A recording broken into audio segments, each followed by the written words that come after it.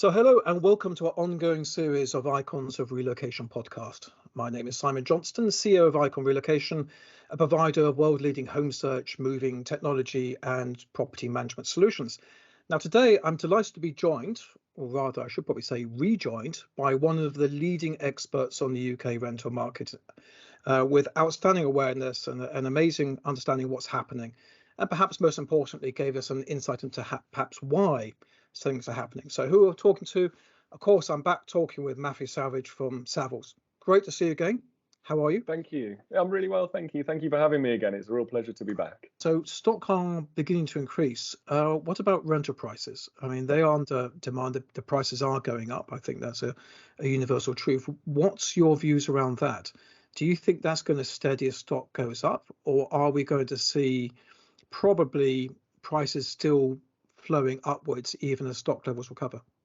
Yes, I think, it varies across the different locations. The demand and supply varies across different locations as well, which is one of the contributing factors to rental growth, clearly. We've seen across London, for example, flats which took a big dip in price over the pandemic as everyone moved out, now recover to pre-pandemic levels. Right. But we see growth, rental growth across most sectors slowing slightly in comparison to where they've been over the last 12 months.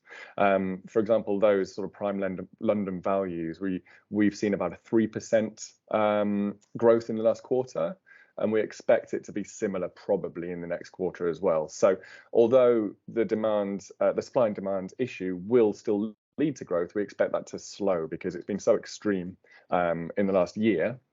And we're talking, 14% across London and sort of 8% in what we call the commuter zone, so the likes of Cobham, etc.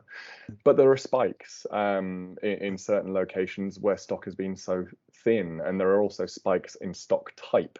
Property type. So houses in southwest London locations have seen much larger growth than apartments, for example, because of the lack of availability and the demand. But it'll level out, I think, and I'd expect, around a perhaps 4% growth across London in the next quarter or so, I think.